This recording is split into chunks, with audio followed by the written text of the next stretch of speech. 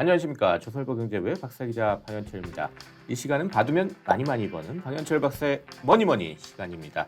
오늘은 김수현 DS투자증권 리서치 센터장 모시고 이야기를 나눠보도록 하겠습니다. 안녕하세요. 네, 안녕하세요. 예, 오랜만에 김수현 센터장, 네, 오랜만에 뵙네요. 네. 예, 김수현 센터장은 이제 조선일보하고 금융정보업체 FN가이드가 공동으로 주관한 2021년 베스트 애널리스트 평가에서 금융부문에서 베스트 애널리스트로 선정되셨습니다. 그리고 금융부문뿐만 아니라 이 지주 회사 쪽도 많이 보시죠. 네, 그래가지고 그쪽으로 오늘은 좀 얘기를 해보도록 하겠습니다. 오늘 해볼 얘기는 요새 좀 핫 이슈죠. 증권가 핫 이슈 중 하나인데 물적 분할 이슈 완전 정복 뭐 이렇게 하나 잡아봤습니다. 그래서 물적 분할 이슈에 대해서 한번 좀 자세하게 알아보도록 하겠습니다. 이 물적 분할 사실 이 단어가 되게 어려워요. 그래서 처음 보시는 분들은 이게 도대체 뭔가 뭐 이렇게 궁금해하시는 분도 있는데 뭐 쉽게 얘기하면 회사 쪼개는 거잖아요. 네, 그렇죠. 네. 근데 왜 회사를 왜 쪼개느냐 이게 궁금한 건데요. 이거부터 한번 얘기를 해보죠. 네. 네. 뭐 물적 분할, 인적 분할 뭐 이렇게 헷갈리시는 분들도 많고 뭐가 예. 다른가 이렇게 생각하실 수도 있는데 네. 기본적으로 이제 물적 분할은 어떤 특정 부분의 사업 부문을 네. 이제 그 하나의 회사로 이렇게 분할을 해서 네. 두 개의 회사로 이제 쪼개지는 형태고 예. 이거는 이제 인적 분할과 똑같아요. 거의 유사한데 이제 다만 좀 쉽게 여기서 설명을 드려야 되니까 네. 이 물적 분할을 한 회사의 주식은 그럼 어떻게 되냐라고 봤을 때는 이 쪼개진 원래 회사를 회사. 저희가 그냥 A 회사라고 예, 하죠. 예. A 회사의 주주는 이 이 물적 분할된 자회사 이 회사의 주식을 가질 수 없게 되어 있어요. 그래서 인적 분할은 좀 다르죠. 인적 분할은 뭐 최근에 현대백화점을 예를 들면 네. 현대백화점은 두 개로 분리된 쪼갰는데 투자지주사와 사업회사로 쪼개지지만 네. 그래도 원래 주주가 원래 주주들이 두 회사 모두를 이제 양쪽 보유하게 주식을 되죠. 다 보유하게 되는 건데 물적 분할은 쉽게 얘기하면은 이제 주주들이 처분권을 그 새로 생긴 그 회사의 처분권을 완전히 상실하게 되는 네. 그런 단점이 있죠. 예. 그 사례를 이제 LG화학과 LG에너지솔루션 이게 물적 분할의 대표적인 사례잖아요. 맞습니다. 그러니까, 예. 네. 그러니까 LG화학의 그 배터리 사업 네. 부분을 이제 쪼개서 별도 회사로 만들면서 LG화학의 자회사가 맞습니다. 처음엔 된 거죠. 네. LG에너지솔루션이. 그리고 이제 LG화학 주주들은 LG 에너지솔루션 주식을 갖지 못하게 돼가지고 그때 뭐 맞습니다. 한참 시끄러웠죠. 네, 예. 맞습니다. 그런 식으로 이제 네. 약간 이해를 하면서 좀 더 얘기를 나눠보도록 네. 하겠습니다. 근데 이제 이게 최근 이슈가 된 게 아까 LG화학하고 LG 에너지솔루션에서도 얘기했지만 이 물적 분할한 다음에 그 원래 회사의 자회사가 됐는데 그걸 상장하는 게 이제 자꾸 이슈가 된단 말이에요. 네. 이게 왜 이슈가 되는 건지 예, 그걸 좀 메커니즘 좀 설명해 주세요. 예. 일단은 그 물적 분할을 했을 때 그 회사의 주주들은 그 A라는 회사의 주주들은 처분권을 상실하는 거도 있지만 네. 만약에 그 회사가 상장을 하게 됐을 경우에는 사실 중복 상장의 이슈가 생기는 거죠. 예를 들어서 네. 제가 이 회사의 배터리 사업을 보고 투자를 했는데 그 배터리 사업이 물적 분할을 했어요. 네. 물적 분할을 하면 일단 저는 그거에 대한 처분권을 상실하지만 심지어 그 회사가 상장을 해버리면 어떻게 됩니까? 제가 이 A라는 회사를 좋게 봤던 투자 포인트는 완전히 없어지고 심지어 시장에 대체제가 나타나기 때문에 그러면은 뭐 제가 결정을 해야겠죠. 이 지금 주식을 팔고 절로 갈 수도 있는 저 회사를 거고. 살 것이냐, 네. 뭐 결정을 해야 그렇죠. 되고. 그러다 보니까 이제 주주 보호 어떻게 보면 주주 가치를 침해하는 이런 이슈가 되어 버리고 우리나라는 이상하게 물적 분할을 해서 상장하는 사례가 전 세계에서 이례적으로 많은 그런 국가이기도 합니다. 예. 그냥 보면 사실 물적 분할해서 이제 회사를 쪼갠 다음에 그 원래 회사의 밑에 자회사로 만들었다. 그러면 원래 회사 주주들한테 별로 손해가 없을 것 같은데 네. 이걸 다시 상장을 시키면서 이제 좀 문제가 생긴다. 네. 이렇게 좀 이해를 해야 되겠네요. 맞습니다. 그러니까. 이게 보통 물적 분할을 하는 경우는 어떤 성장할 수 있는 미래 사업을 물적 분할을 하는 경우가 대부분이고요. 예. 그리고 나서 이제 어쨌든 자금이 필요하잖아요. 성장을 하려면. 그러다 보니까 IPO, 그러니까 상장을 통해서 자금을 조달하는 방법들을 쓰게 됩니다. 네. 그래서 뭐 그게 어떻게 보면 물적 분할의 또 이유였을 거라고 이제 보여지고요. 네. 그럼 이제 사실 요게 이 지주회사 문제랑 약간 연관이 되는데 보면 왜냐하면 지주회사 밑에 이제 이런 자회사들이 있는데 네. 자회사들 가치가 제대로 이제 지주회사에 반영이 안 된다. 요런 문제랑 좀 연결이 되는 거 아니냐. 맞아요. 그런 생각이거든요. 예. 왜 참, 그럴까요? 우리나라는 좀 특별한 현상인 것 같기도 하는데. 그렇죠. 예. 우리나라가 굉장히 좀 특수한 나라죠. 그러니까 예. 뭐 미국의 예를 들어서 구글 같은 경우는 구글은 이제 모회사인 알파벳 알파벳이 홀딩스만 모회사죠. 상장돼 예, 있잖아요. 그것만 상장이 돼 있고. 예. 네, 그러다 보니까 투자자들은 구글을 사고 싶으면 알파벳 홀딩스를 사면 돼요. 근데 우리나라는 특이하게도 지주회사와 그 핵심 사업회사가 같이 상장돼 있죠. 예. 그거는 이제 여러 가지 이슈가 있지만 결국에 그 지주사로 전환하는 과정에서 대주주의 지분율을 높이기 위한 인적 분할이 많았었거든요. 거의 대부분의 지주회사는 인적 분할을 해서 네. 어떤 하나의 회사가 두 개로 쪼개지면서 쪼개지면서 그 대주주의 지분을 높이는 방식들이 있었습니다. 예. 그게 이제 인적 분할을 통해서만 가능하거든요. 그러니까 개인 어떤 대주주의 오너들의 지분율을 높이기 위한 방법을 쓰다 보니까 이게 지주사와 사업회사가 같이 상장하게 되는 이런 부작용들이 상당히 많죠. 그래서 사실은 지주사가 그 제대로 가치를 못 받는 것 중에 저는 가장 큰 이유는 결국 이제 중복 상장, 즉 이제 더블 카운팅의 어떤 이슈가 있다라고 보고 있고 중복 예. 상장을 주주 가치를 침해하는 걸로 어느 정도 시장에서나 감독 당국에서 좀 인식을 하고 계신 것 같아요. 네.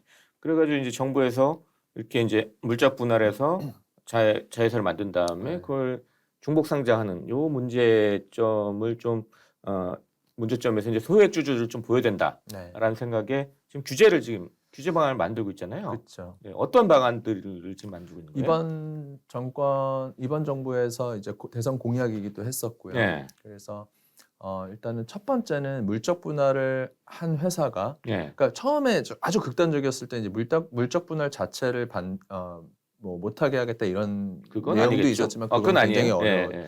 불가능했고 그래서 물적 분할을 한 회사가 5년 이내에 상장을 하게 됐을 경우에는 예.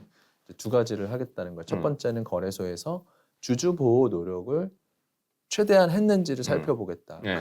그거에 맞지 않았을 경우에는 그 상장을 못 하게끔 하는 게 있고요. 두 번째는 주식 매수 청구권을 부여하겠다는 거예요. 그러니까 예.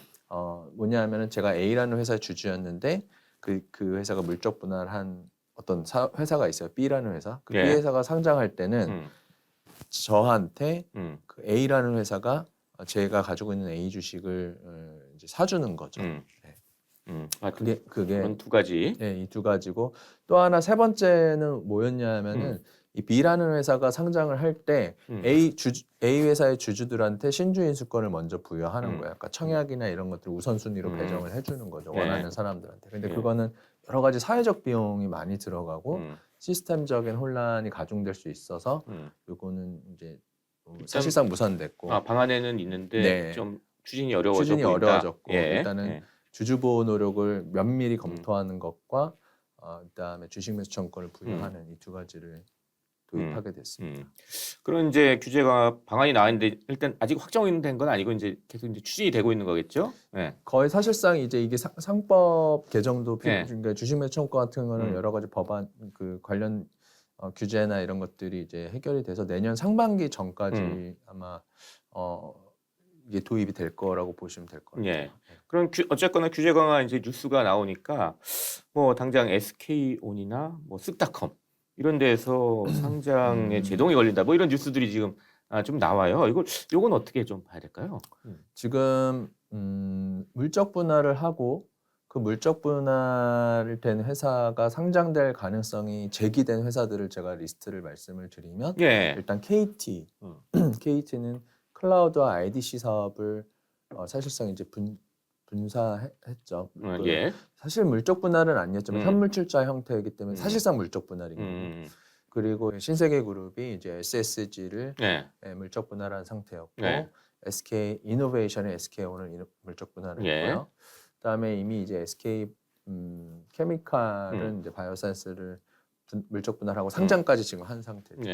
얼마 전에 이제 DB 하이텍 같은 경우는 패밀리스 부분을 물적 분할해서 하려고 했으나 음. 주주들의 반대와 여러 가지 이유로 철회했습니다. 철회하면서 그날 주가가 5% 이상 올랐었는데요.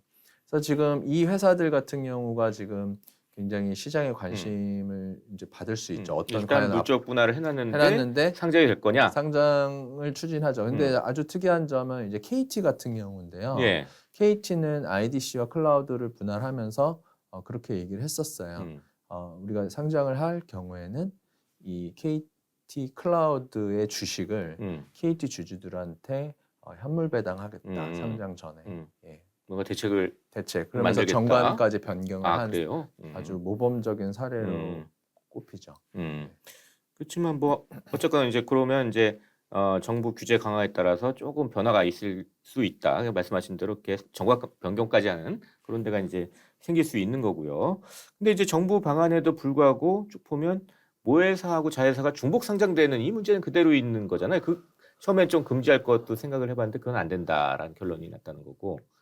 물적 분할한 회사를 상장하는 예. 거예요. 네, 그거는 뭐 금지하기는 어렵죠. 네. 그거는 그대로 가야 되는 거고. 네. 예. 그래서 지금 이제 주주 보호를 얼마만큼 했는지의 그 예시 중에 하나로 배당 얘기가 있었어요. 그러니까 배당? 뭐냐면은 A라는 저한테 예. 제가 아까 처분권을 상실했다고 예, 그랬잖아요. 예. A 회사 주주인데 그래서 이 A 회사 주주들한테 이 물적 분할된 B 회사의 처분권을 다시 갖게끔 하려면 결국 이 B 회사의 주식을 일부 현물 배당하는 게 가장 이상적이겠죠. 예, 아까 뭐 신주 인수권 뭐 이런 거 얘기했는데 그건 좀 그것도 어려웠고. 그렇고 사실 주식 매수 청구권이라는 예. 것도 실효성 측면에서 약간 이슈가 있는 게 예. 이 시장에는 사실 비밀이 없잖아요. 그러다 보면은 어떤 하나의 의심만으로도 주가가 빠지는 경우도 있고 예. 그래서 이미 주가가 빠진 상태에서 주식 매수 청구권을 부여하는 게 과연 얼마만큼 실효성이 있냐. 왜냐하면 주식 매수 청구권이라는 게 우리나라는 특정 기간의 주가를 가지고 산출이 되는 거기 때문에 이미 빠진 주가를 다시 주가에서 회사가 사준다는 게 그게 과연 주주 보호가 되겠냐 이런 쟁점 논란이 있죠. 그럼 방금 말씀하신 그 모회사, 그러니까 원래 회사 주주들한테 자회사 주식을 배당한다. 네. 이런 방안도 생각해 볼 수 있다고 가장 그러는데 이상적인 방법이죠. 그건 어떤 얘기입니까? 네. 쉽게 얘기하자면 그러니까 이제 보통 배당한다면은 이제 A라는 그냥, 회사가 보통 두 가지 배당을 정관에는 되어 있습니다. 하나는 그 이익에 대해서 이익에 대해서 우리가 현금으로 배당을 그러니까 한다. 통상적인 배당을 말씀하시는 거죠. 통상적인 배당. 현금 배당. 두 번째는 어떤 회사는 본인들이 산 뭐 그 주식으로 그러니까 뭐냐면 자기 주식이죠. A라는 회사 자사주를 배당하는 현물 배당이 있고. 근데 어떤 회사들은 정관에 그 기타의 자산으로도 배당이 가능하다라고 되어 있는 회사들이 있어요. 그 회사들은 여러 가지 것들까지 다 포함을 시키겠다는 거고 그 중에 하나는 자회사의 주식을 모회사 주주들한테 현물 배당. 자기가 이제 그 A라는 회사가 B라는 회사를 100% 가지고 있게 되잖아요. 그 중에 한 20% 정도를 뭐 주주들한테 이제 모회사 주주들한테 배당하는 방법. 그거를 이제 얘기하는 거죠. 현재 그런 게 가능한 회사들이 있어요. 아까 KT가 약간 지금 비슷한 얘기인 것 같은데요? 정관상으로는 KT가 그러니까 그 다트를 이제 들어가서 꼭 공부를 개인 투자자들 하셔야 되는 게 이제 다트에 들어가면은 왼쪽에 그 정관이 이렇게 되어 있는 회사들의 이렇게 배당을 찾아보시면은 배당 정관에 기타의 재산으로도 배당이 가능하다 이렇게 써 있는 회사들은 그게 가능한 회사들이고 지금 현재는 KT가 그렇게 정관을 바꿨고 지금 아까 말씀드린 이마트 신세계 그다음에 SK 이노베이션 모든 이 회사들은 전부 다 정관이 그렇게 되어 있습니다. 이미 정관이 돼 있고요. 전환돼 있고 그다음에 이제 반대로 DB 하이텍은 그렇게 안 돼 있었어요. 그러다 보니까 주주들이 여러 가지 반발도 있었던 것 같아요. 자, 이렇게 해가지고 오늘 이제 물적 분할 이슈하고 이게 정부의 이제 규제가 되고 어떤 식으로 좀 해소가 될지 거기서 발생되는 문제점 이런 걸 얘기를 해봤는데요.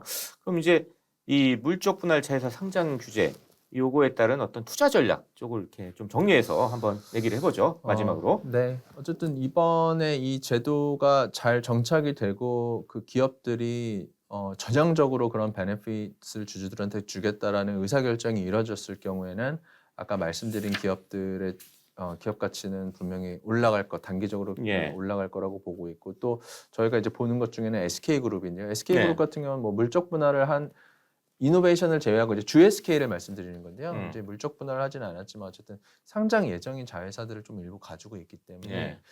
SK그룹은 굉장히 전향적으로 ESG, 특히 가버넌스나 주주 보호에 대해서 굉장히 힘을 많이 쓰는 회사예요, 우리나라에서. 그러다 보니까 그 비상장 자회사들이 상장하는 과정에서 어느 정도 좀 전향적인 베네핏이 나왔을 때 지금의 좀 그 할인율을 좀 해소할 수 있다라고 저희가 이제 기대를 하고 있습니다. 예.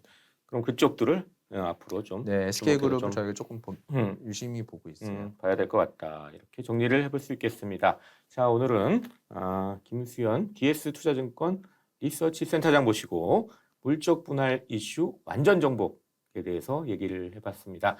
마지막으로 저희 시청자, 구독자 여러분께 마무리 인사 부탁드리겠습니다.